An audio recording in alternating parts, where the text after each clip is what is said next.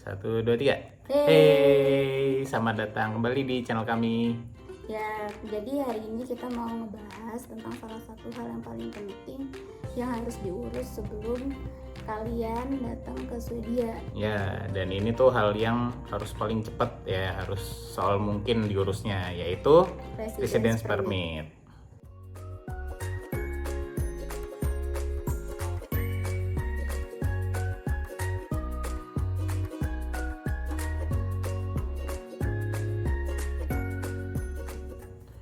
Oke, jadi Residence Permit. Apa sih Residence Permit itu? Residence Permit itu sebuah dokumen izin ya, izin untuk kita warga negara asing yang mau tinggal di Swedia.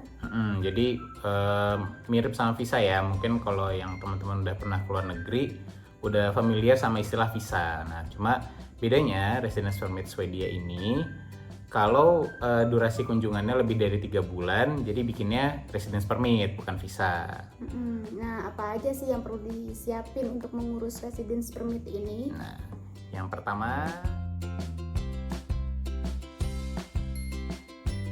jadi yang pertama itu adalah paspor. ya, jadi dokumen pertama dan utama ya buat semua teman-teman yang jadi pelancong di seluruh dunia keluar negeri itu paspor.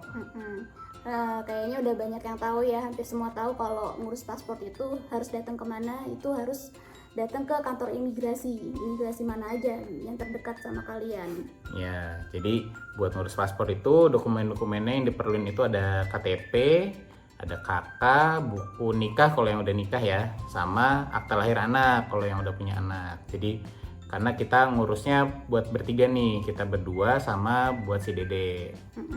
Jadi dokumen-dokumen tadi difotokopi masing-masing satu rangkap buat satu orang. Terus juga sediain materai 10.000, satu orang satu. Ya, 10.000. Ya, jadi kalau tadi dokumen yang tadi udah lengkap semua, kalian download aplikasi M-Paspor di Play Store atau di Apple Store.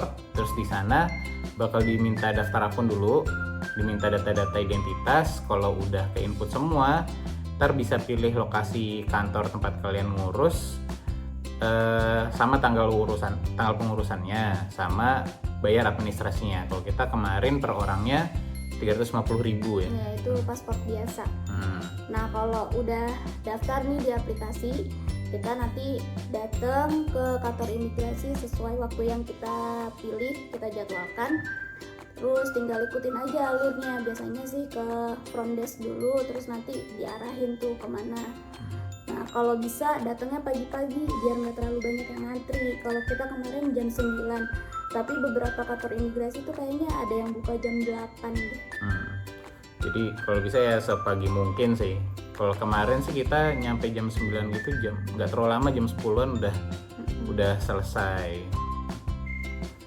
Nah, catatan penting lagi nih, pastiin paspor yang kalian urus itu punya kolom tanda tangan ya, karena itu diminta nanti sebagai lembar syarat di ngurus RP-nya. Ya, jadi itu harus ada. Kalau nggak ada, kalian harus ngurus yang namanya endorsement page atau endorsement paper. Nah, itu mintanya di kantor imigrasi juga. Jadi sekalian datang, dan ngurusnya tuh harus datang gitu ya ke kantor imigrasi. Jadi waktu datang sekalian pastiin di paspor kalian tuh udah ada lembarnya. Kalau nggak ada, langsung minta endorsement page-nya. Sama satu lagi, buat paspor anak yang di bawah umur yang belum bisa tanda tangan, itu harus ada cap bertuliskan unable to sign. Nah, itu bisa diminta ke bagian pengambilan paspor. Jadi kalau bisa nih, kalian kalau tahu video ini dari awal, pas lagi bikin, waktu lagi ngambil sekalian minta aja tuh cap unable to sign, daripada kalian udah pulang ntar baru tahu harus balik lagi ke sana kayak gitu. Iya, sayang banget itu kan, jadi bolak-balik itu berapa kali. Nah, kalau udah tinggal nunggu paspor jadi, tanda tangan jangan lupa diisi di kolom tanda tangan. Terus informasi-informasi yang ada di halaman tanda tangan itu kayak nama, alamat, terus penanggung jawab gitu-gitu, kalau bisa diisi selengkap mungkin, karena akan ribet nanti kalau misalnya ada komen di pas lagi pengurusan RP-nya, nanti harus melengkapi dokumen tambahan bakal panjang lagi ngurusnya. Iya. Jadi nanti abis ini bakal diliatin summary-nya, bisa di screenshot buat jadi contekan, oke?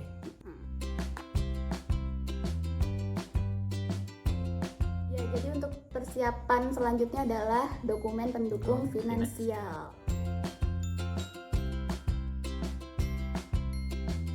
Nah, jadi untuk dokumen pendukung finansial ini kita tuh harus menyiapkan satu dokumen yang menyatakan kalau selama masa kita tinggal di sana tuh kita aman secara finansial, jadi nggak ngebebani negara gitulah. Iya, jadi kita akan aman gitu ya, hidup di sana nggak akan luntang-lantung. Nah, buat teman-teman yang self funded bisa minta ke banknya kalian masing-masing yang namanya bank statement. Nah, isinya itu dia menyatakan kalau dalam rekening kalian itu kalian punya uang sejumlah sekian yang cukup untuk mendukung kehidupan kalian selama hidup di sana. Nah, terus besarannya berapa yang harus disiapin bisa dilihat habis ini.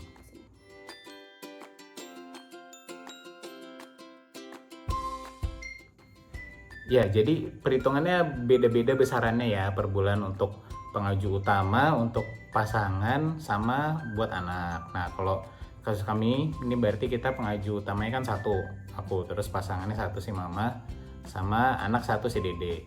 Nah, itu semua di total besaran per bulannya, terus dikali 24, karena durasi tinggalnya kan 24 bulan, 2 tahun ya. Nah, jadi itu total itu kita harus punya di dalam rekening. Gitu. Nah, buat teman-teman yang beasiswa bisa dilampirin bukti beasiswanya dan penyertaan dukungan finansial. Jadi harus jelas nih, misalnya kalian per bulan dapat berapa dari penyedia beasiswanya apa gitu. Ya, nah ini dokumennya akan diminta beberapa kali ya kalau kalian mengajukan untuk beberapa orang kayak kami bertiga, tapi dokumennya itu sebenarnya cukup satu aja, tapi nanti di uploadnya akan beberapa kali sejumlah total aplikannya. Nah, dan untuk yang buat bank statement, jadi nama pemilik rekeningnya harus sama dengan aplikan utamanya ya. Jadi karena yang kita ini aplikan utamanya kan aku, jadi di KK nanti penanggung jawabnya tuh si aplikan utama. Jadi nanti misalnya buat waktu ditanya rekening yang untuk si mama sama si dede, nanti itu rekening atas namaku yang diupload. Jadi si papa ini aplikan utama, aku sama dede jadi co-aplikan. Iya betul, ntar summary-nya setelah ini.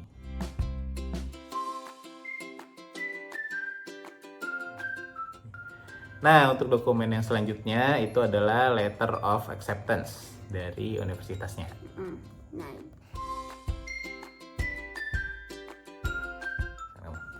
ya, letter of acceptance ini sesuai namanya, itu surat keterangan diterima. Keterangan kalau kita sudah diterima di universitas yang kita pilih. Nah, ya. Nah, buat teman-teman yang udah apply ke Swedia itu pasti udah tahu ya. Jadi kita apply-nya kan lewat web University Admission, yang di sana tuh kita ada login ya. Jadi perlu login dulu.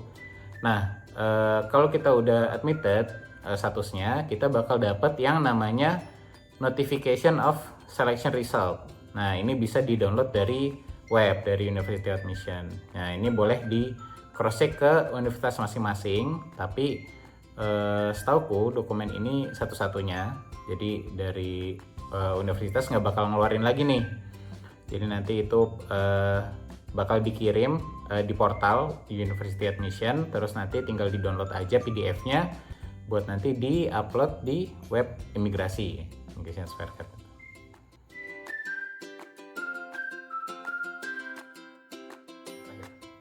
Ya, dan dokumen yang terakhir yaitu dokumen keluarga.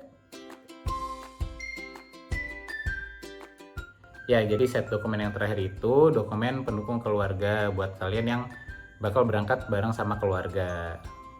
Nah, dokumen keluarga ini terdiri atas buku nikah pasangan sama akte kelahiran kalau yang untuk punya anak.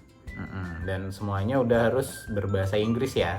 Jadi harus dicek ke dokumennya masing-masing itu udah bahasa Inggris apa belum. Kalau ada bahasa yang masih bahasa Indonesia dan nggak ada translatean bahasa Inggrisnya, kalian perlu pakai jasa penerjemah tersumpah terdekat di tempat masing-masing ya.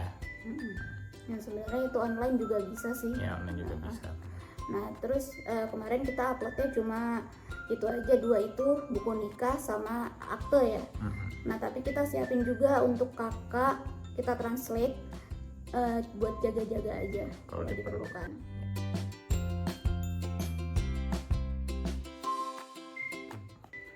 Jadi itu dokumen-dokumen yang diperluin. Terus gimana sih cara apply residence permitnya?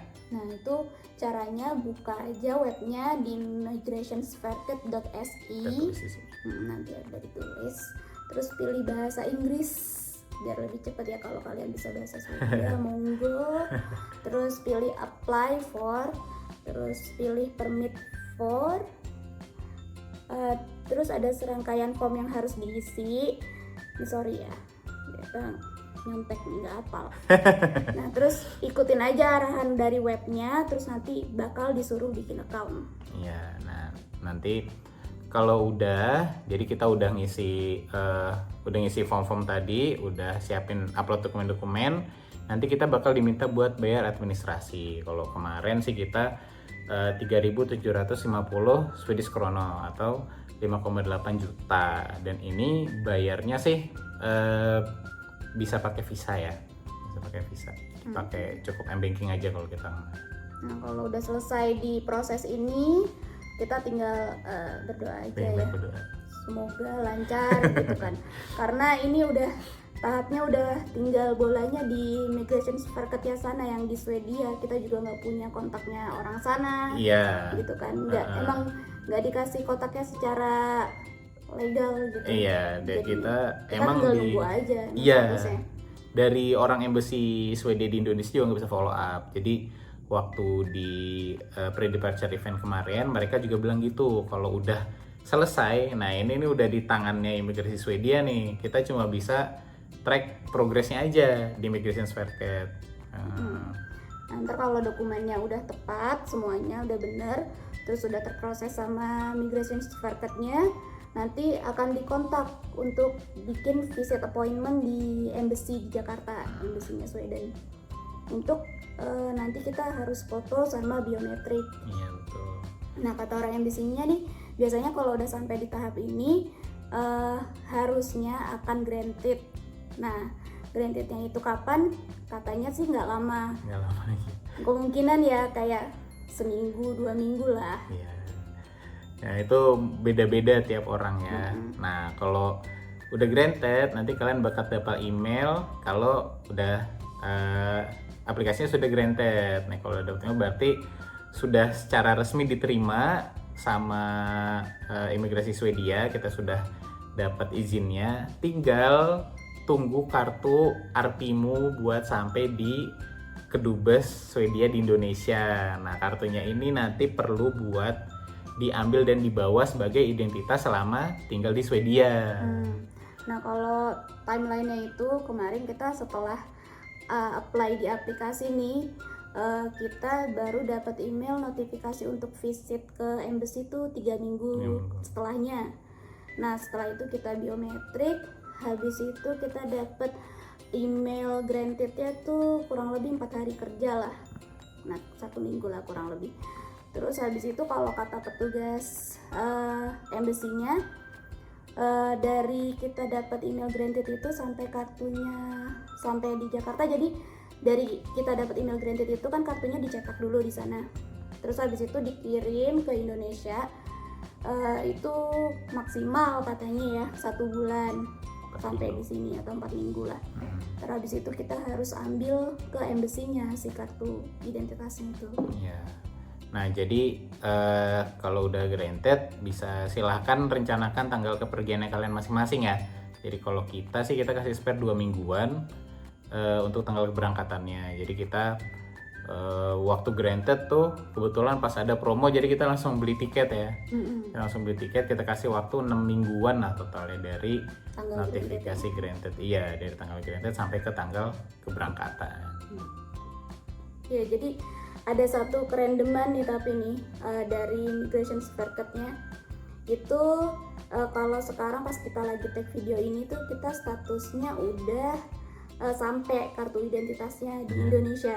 Baru kita. Nah, tapi itu setelah kita nanya ya. Setelah kita nanya. Setelah kita nanya lewat email tuh karena udah nih 4 minggu nih, udah 4 minggu kita belum dapet kabar. Akhirnya kita nanya ke emailnya orang embassy di Jakarta ya. Terus katanya kartunya punya aku sama punya suami tuh udah nyampe di Indonesia. Tapi yang punya anak kita belum sampai. Dia bilangnya hampir semua anak-anak yang daftar tuh belum sampai ke Indonesia kartunya. Jadi dia belum bisa ngasih notifikasi email. Iya. Sampai sekarang jadi kita masih nunggu nih kapan Tinggal 2 minggu lagi ya. Iya, kita udah mulai tiketnya nih. deg-degan. Mudah-mudahan cepet lah ya. Kalau enggak ya harus ini Reschedule. Oke, jadi itulah perjalanan RP kami so far. Belum selesai ya. belum. Kalau ada dari Native Friends yang udah ada pengalaman ngurus RP, mungkin bisa sharing juga di kolom komentar di bawah. Nah, kalau ada teman-teman yang udah nonton sampai habis video ini, makasih banyak. Terima kasih banyak. Kalau kalian suka kontennya, klik like, subscribe, terus notifikasinya juga nyalain. Iya, supaya nggak ketinggalan kalau kita ada bikin konten-konten baru lagi. Ya, jadi sekian dulu video kita hari ini, sampai jumpa di video-video selanjutnya. Dadah. Dadah.